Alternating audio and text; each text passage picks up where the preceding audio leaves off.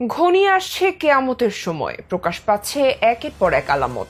যে আলামত 1400 বছর আগেই বলে গিয়েছিলেন বিশ্বনবী হযরত মুহাম্মদ সাল্লাল্লাহু আলাইহি ওয়াসাল্লাম।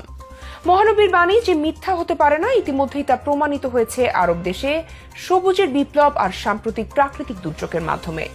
মধ্যপ্রাচ্যের দেশগুলোতে হওয়া তুষারপাত, ভয়াবহ বন্যা আর ফোরাত নদীর শুকিয়ে যাওয়া সবই ইঙ্গিত দিচ্ছে কেয়ামতের। তবে কি ঘনিয়ে আসছে নীল এই গ্রহের ধ্বংসের দিন? চলুন তাহলে জেনে নেওয়া যাক কেয়ামত কতটুকু সন্নিকটে, কিভাবে মহানবীর এই বাণী সত্য হওয়ার পথে এগিয়ে যাচ্ছে। পৃথিবীর বয়স যত বাড়ছে কেয়ামত ততই নিকটবর্তী হচ্ছে। রাসূলুল্লাহ সাল্লাল্লাহু আলাইহি ওয়াসাল্লাম হাদিসের মাধ্যমে আমাদের কাছে কিয়ামতের অনেক নিদর্শনের কথা বর্ণনা করে গেছেন। তার মধ্যে বেশ কিছু নিদর্শন ইতোমধ্যে বাস্তবায়িত হয়ে গেছে বা হচ্ছে বলে মন্তব্য করেছেন ইসলামী চিন্তাবিদরা। কিয়ামতের আলামতের মধ্যে উল্লেখযোগ্য একটি হলো অতিবৃষ্টি, অনাবৃষ্টি, তীব্র ঠান্ডা ও দাবদাহ সহ বিভিন্ন প্রাকৃতিক দুর্যোগ ব্যাপক হারে বেড়ে যাবে। এতে করে মাঠ ঘাট যেমন ফসলহীন হয়ে পড়বে, প্রাকৃতিক দুর্যোগের কারণে ফসলের উৎপাদন ক্ষতিগ্রস্ত হবে। আবার মরু অঞ্চলে ঝড় বৃষ্টির কারণে ঘটবে এর উল্টো, বন্যার কবলে পড়ে বিপর্যস্ত হবে আরব অঞ্চল। পানির ছোঁয়ায় শুষ্ক মরুভূমি হয়ে যাবে সবুজ অরণ্য। উল্লেখিত দুটি আলামত ইতিমধ্যে স্পষ্টভাবে প্রকাশ পেয়েছে। একসময় যে সৌদি আরবের মানুষ বৃষ্টির জন্য অধীর আগ্রহে অপেক্ষা করত, সম্প্রতি সেই দেশটি ভেসে গেছে ভারী বৃষ্টিপাতে। দেশটির জাতীয় আবহাওয়া কেন্দ্রের দেওয়া তথ্য মতে সৌদি আরবের বিভিন্ন অঞ্চলে ভারী বৃষ্টি ও বজ্রঝড় হয়েছে।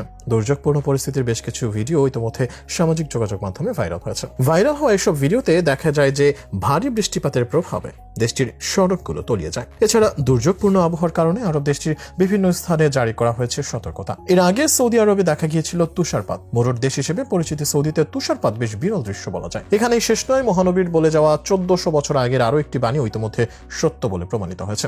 সাম্প্রতিক বছরগুলোতে আরব দ্বীপগুলোতে দেখা গেছে প্রবল বৃষ্টিপাত, ঘূর্ণিঝড়, এমনকি তুষারপাত। আর এই প্রাকৃতিক দুর্যোগের কারণে পানির ছোঁয়া পেয়ে শুষ্ক মরুভূমি ধীরে ধীরে রূপ নিচ্ছে সবুজ অরণ্যে।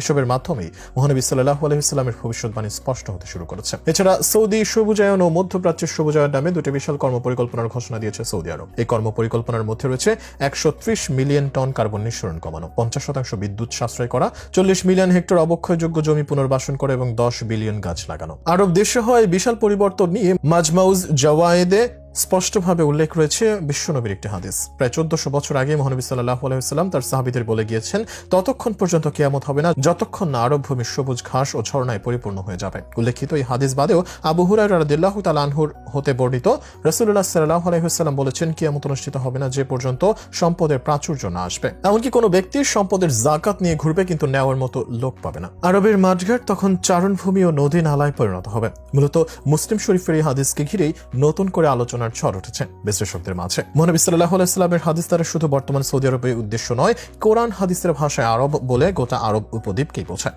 আর এই তালিকায় শুধু সৌদি আরবই নয়, এখানে রয়েছে সৌদি উপদ্বীপের প্রায় সবগুলো দেশই।